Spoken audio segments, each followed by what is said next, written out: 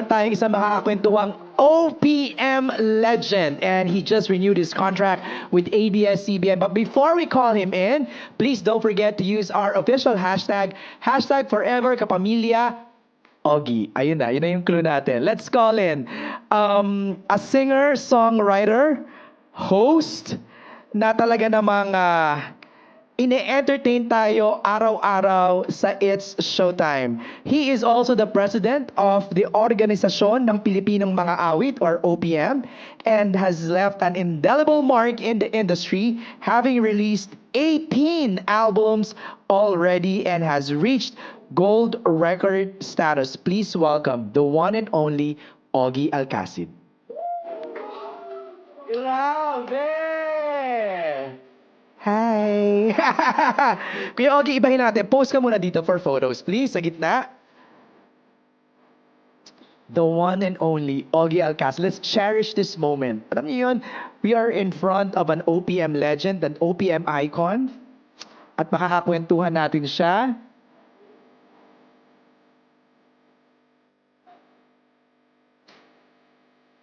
Alright, have a seat. Please greet everybody, Kuya Ogie. Hi, everybody. Thank you so much for being here today. And MJ, you are amazing. Pinapakinggan kita doon sa likod. Really? Grabe. You're... Oh my God. Is You're- it my press con? Yeah. Your energy is infectious. Diba? Grabe, kailangan How mataas do you ang energy. feel? How do you feel? I feel good. Talking to all these Kapamilya stars. Isn't that amazing? It's amazing. And only you Why? can do this. Ako naman, no, press con ko pala to. Ba't di ako pumirma doon sa harap kanina? Kaya maganda yung... Ay, pareho pala tayo, Silya. Uy, ano to Ito Kish. Oh, diba? Oo. Legendary furniture designer. Yes, Oh, hi. diba? Congratulations first Thank on you. renewing your contract Thank with you. ABS-CBN. Thank you. What can you say? What can you tell us? What's gonna happen? Anong mga gagawin ni Ogie na projects with ABS-CBN? Meron akong action film. Ay, wow! Yes. Iba din. Bakit nakakatawa yun? Sorry. Gagawin ko yung i-revive ko yung movie ni Weng Weng. Oo. Ano? Hindi nila kilala Hindi si nila Weng. kilala. Ay! Ganun no katanda. Weng Weng is a legendary action star, but he was like this high. Or maybe this high. Oh. Oh, sorry. Anyway, no. Ipapagpatuloy ko lang po ang Showtime. Alright. At ang asap natin to, madami na yun. Araw-araw Daily na yun. Huwag niyo na ako nagkagan ng trabaho. 57 na po ako. But of course, you know, I will always represent our kapamilyas. Even, masarap pag nag-abroad tayo, di ba? That's right. Ikaw, nakakasama kita abroad. And all the out-of-the-country shows, of course, with TFC, and of course, with ASAP natin to. Ay, ASAP na pala ngayon. And hopefully one day with Showtime. Diba? Yeah. Bakit nga? Kasi madami kayo Hindi, madami din naman ang asap eh. Well, kasi we work every day. Every So, day. hindi ganun kadali yun. Siyempre, if we're Logistically, medyo challenging. But, you know, never say never. Ang alam ko, they used to do it. So, lagi nilang sinasabi yun, sana one day makabalik tayo abroad. And I don't think it's an impossibility. That's right. Unang tanong, congratulations on magpasikat. Oh, wow. Grabe. Thank you. Were you able to... I saw it, you were spinning. Oh. Diba? Paikot-ikot kang ganon eh. Yeah. Idea mo ba yun na ikaw yung ganon? Yes. Okay. Yes. Grabe yun. Yeah. You were afraid of heights, sabi mo, diba? Kasi, you know, wala ko masyadong height. So, nakakatawa yun. Ayaw ito ba? Grabe ka. No. Natatakot na tuloy sila magtanong. Hindi. No, I am afraid of heights. And another thing, mahiluhin ako. So this was something that I really wanted to conquer. The difficulty of playing the piano, singing while spinning. But of course, hindi ko naman gustong gawin lang yun dahil wow, nakakabilib yun. But there's a story behind it. So when I wrote that song, nung nagpapiano po ako, it was about the fears of someone who's been doing music for so many years, such as me. You know, madami ng mga bata ngayon, gano'n. So, in-apply ko lang yung lyrics and yung melody ng song dun sa nangyayari na umaakit ako doon. Tapos, I don't know if you noticed it when I was playing the piano, mali-mali yung tinutugtog ko. I was like, Kaya yung first two lyrics ko, yung mali-mali ang tono. But, yung parang sumasabit yung daliri ko doon sa tiklado. So, it was all not just for effect, but we were trying to tell a story. Convey a message. Yeah, so... And conquer you did, your fears. All of us, even Si Kim. MC, Lassie. That's right. Hirap sila mag-stunt, but they were so willing to do that stunt in the cube, and then nandun yung problema nila being funny all the time, but there may challenges of being a stand-up comedian, and then of course the great Kim Chu, who trapeze, who really really wanted to do something special, Right. but at the same time express her frustration na parang kulang ang araw. But in the end, we were saying, hindi pala yun ang sagot. Right. Dapat pala, may tigil, may hinga, Kalma. kalma. Yun pala yun. All right. Okay, let's open the floor for questions. We have Sure. friends from the press, mga youngsters. Yeah, you all look young. Say your age, ha, when you Yes, ask a please. question, ha? Kiko, Bakit joke yun? wala lang. Oh, ganun. Hindi nga seryoso with age. Sige, wag na lang age, yung date of birth. Go Hindi, ahead, ganito Kiko. na lang, yung pag ginanon naman yung Rolodex, di ba pag natatawa ka na, di ba? Di ba alam mo yun, yung pag may bago kang app, tapos Okay. tatanungin yung date of birth, tapos ang tagal! Kung saan hihinto? Doon. Tagal ng 19 taon. ano na, no? Kiko. Okay, Sir Ogie, congratulations. Thank you. Ang dami mo nang nagawa sa industry. Siguro kung meron kang isang kanta para sa sarili mo, ano yun? Bakit? Among what he's written, Siguro kung ano man, pwede rin yung mga nasulat mo or may iba. iba pa. Okay. It's something that I didn't write. I think it will always be Nandito Ako. Bakit po? That song started everything for me. It was my first big hit. It was, and it still is something that I sing in every concert as a theme song of mine. So, laging yun. Oh. And it can mean many things. It can mean God, singing it to me, nandito ako, umiibig sa'yo kahit na nagdurugo ang puso. Siguro pag medyo hindi ako good person, di ba? It can be that. It can be my song to my parents and to my father who's in heaven. And of course, it can be to my wife. Dito ako. That's right. I'm always here. And of course, to my children. I am always here for them. Na-mention rin po kanina na from Monday to Sunday, nagtatrabaho po Yes, kayo. yeah. Meron pa po kayo ibang mga ginagawa. Yes. Hindi po ba kayo napapagod? Hindi ba ako mukhang pagod? Ang fresh eh. Ang ganda ilaw. Oh. No, kasi kung iisipin mo naman, we're here in the studio from, say, 10 o'clock, 10:30 to about 2:30, 3 o'clock. So, maximum of 4 hours. But of course, 4 hours of maximum energy and harutan. On every Sunday is, again, 3 hours of singing and hosting. But when you think about the job that we're doing, we are, and the people that I'm working with, people like Vice Ganda, Bong Navarro, Jong Hilario, Ann Curtis, Kim Ju, and then in ASAP, Gary Valenciado, Martin Rivera, Regine Velasquez, Alcasid, Shasha Padilla, and everybody else. That's a blessing. That's Not everyone gets that. No. And so every day in the office is a blessing. Every day in the office is a time for me to be grateful for the thing that I've been doing for 34 years. So I will never get tired of it. Medyo may bigote lang ako ngayon, but sabi We ng love a little scruffiness. sabi ng sa ako, pogi daw ako. Wow! Thank you, Kiko. Ako kanina, nung nagme-mention ka ng mga songs, Yeah. there's one song na bilang pumasok sa akin. I don't know if you have time to listen to it. Yeah. It's called The Perfect Fan by Wow. the Backstreet Boys. I feel like you are a perfect fan of yourself and of the passion of the music that you do. I will listen to that. The Perfect Fan. I always cry every time I listen to that song. Talaga? Yep. Backstreet The Boys yun, ha? Perfect Fan. It's not an upbeat dance song, ha? It's a mellow. It's a dedication to their mothers.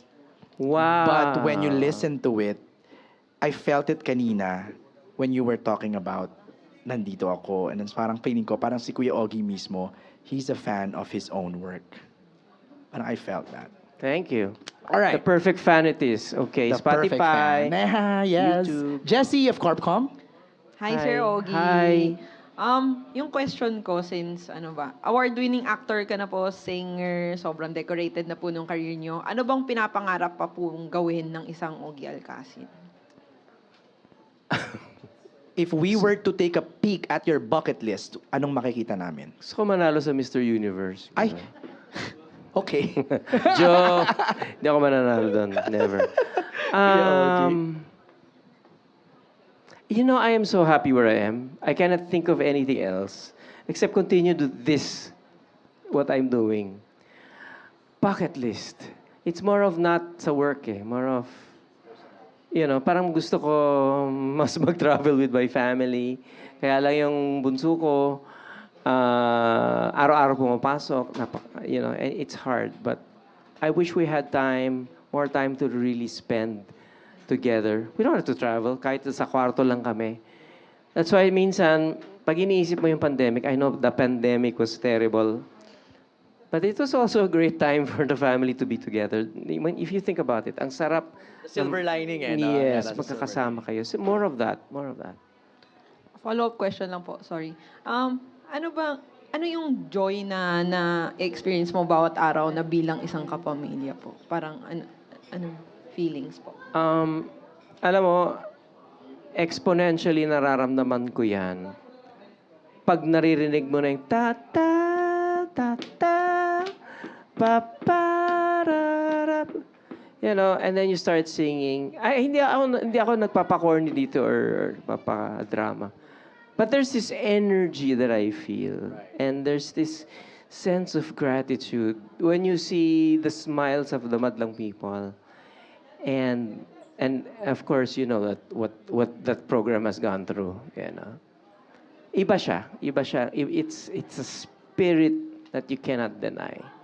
And so, and of course, pag sa ASAP din, ganun din. You know, when I'm there, I'm singing with my friends, with my wife, with people who are just extremely, extremely gifted with singing and who are so generous with their gift. Hindi, yun. It's incomparable. It is incomparable. You know, we always say we are in the service of the Filipino, and that is, it's true to its core. Right. When you think, I was telling them inside nga, I was watching this film called the Wild Robot, and It's showing now. it is.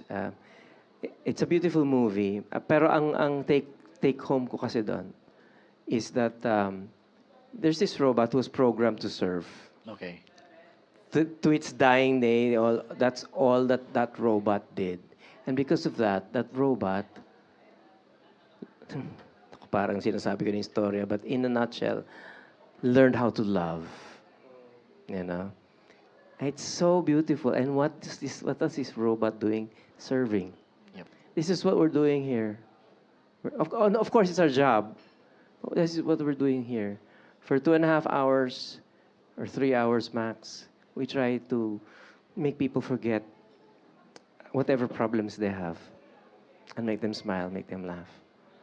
Kaya yung mga solid showtimers and solid fans ng ASAP, talagang makikita mo na it's therapy, That's right. it's family, it's love, it's, you know, it's all of that. This is precisely why I said kanina, we should cherish this moment talking to Ogie Alcasid. Because someone like you, whose career has spanned decades, yung wisdom na makukuha namin from you, I'm sure you all felt that, right? You know, Kuya Ogie was just talking about a current movie, Wild Robot.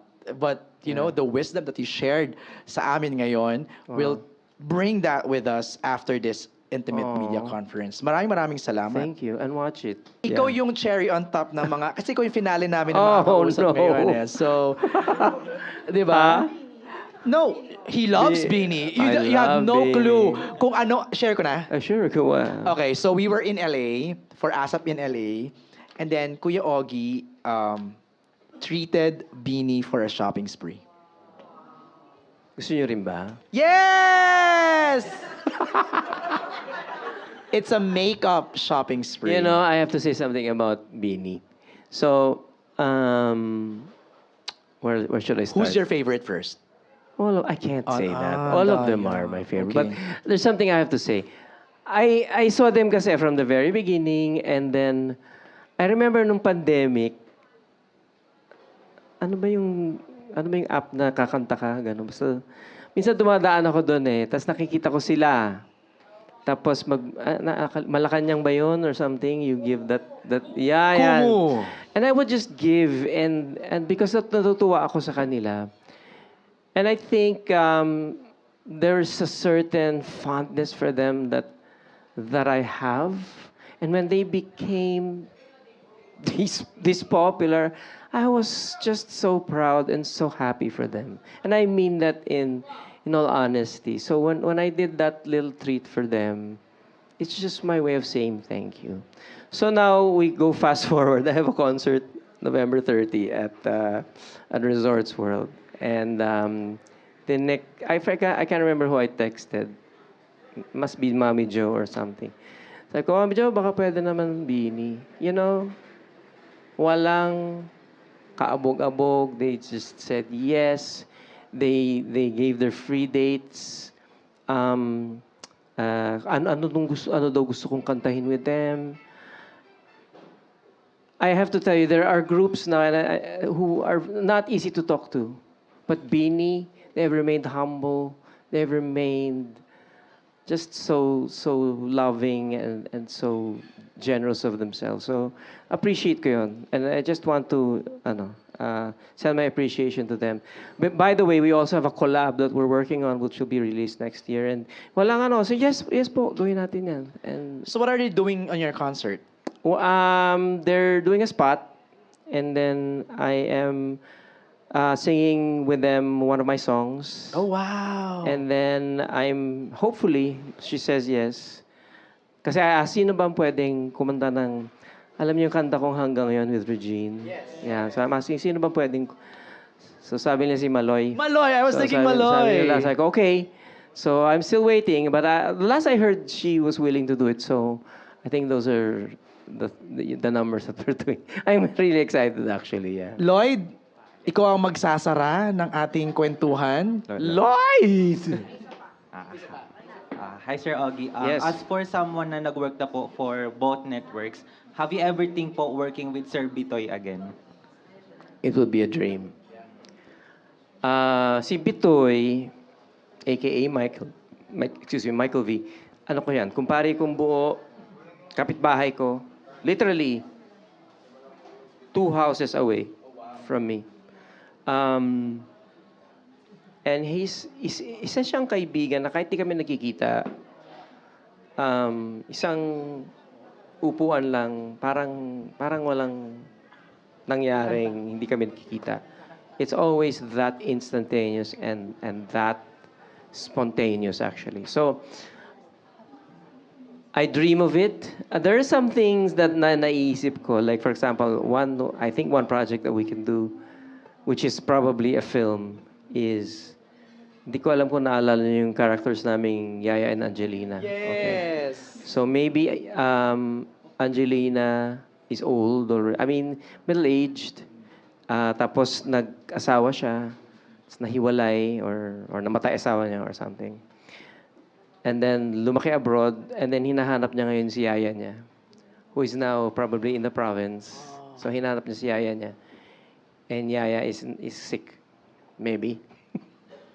So, sorry Bitoy, I brought this up, but maybe something like that. Right. I'm sure it can still be funny, but at the same time, it can be heartwarming. And naalala ko kasi nung ginagawa namin yung movie na yun, and when we were doing those segments, that segment, ang dami naming kids na fans. Naalala ko nung nag-showing yun, daming bata talaga. And I'm sure those kids are probably in their 20s now. Maybe kayo yun, I don't know. So they will remember. They'll remember. And maybe to the younger generation who never saw that, they realize, and it's a crazy idea, di ba? 2 middle-aged men who pretend to be girls are now, gonna, maybe. I'd love to do that. with him. Sa ano ngayon, hahanapin nila yan, i-unearth nila yan, yung mga unang-unang Yaya. time na napanood si Yaya Yaya and and Angelina. Okay. Thank you, Lloyd. Maraming salamat. Last questions from Nella from Hi, ABS-CBN Nella. Films. Hi, sir. Since we've been talking about films as well, I can't help but ask, what is your favorite film score? It can be foreign or local. Film score. Okay. Well, there's one film scorer that I love. No? His name is Morricone. And patay na din siya. But there is one film, I can't remember the title of the film, but it's about this person who used to play piano on a ship. Just so happened that decommission yung ship. Tapos hindi na, wala na, nalaos na yung ship na yon. But that person, that piano player, remained on the ship. Kahit wala, he just stayed there hanggang na decommission na yung ship and all of that. So na-flashback yung story ng... Anyway, yung pinaka-theme, yung score nun, pag pinakinggan mo, parang wala sa tono. Tapos may sabit-sabit, yung tang, trang, tang, ganon. Which became my inspiration in magpasikat. Sorry, I'm going back to that. Because when I was playing the piano, yung nagkakamali ako, that was my inspiration. Morricone is just... he's a genius. And when he writes scores, dito talaga. Nararamdaman mo. Yeah. Wow. All right. Thank you, Nella. Maraming salamat. Thank you, everybody, for Thank all you. your questions. Thank you, Kuya Ogie. Thank you, MJ. That wraps up our kwentuhan Yeah. today. Yay! Again, congratulations, Kuya Ogie, sa Thank you. iyong renewing contract with Thank you very ABS-CBN. much. And mga kapamilya, I hope you all enjoyed our kwentuhan with Kuya Ogie. Ako po ulit si MJ Felipe. Have a good day and see you all soon again. Maraming salamat po. Bye! Thank you, everybody.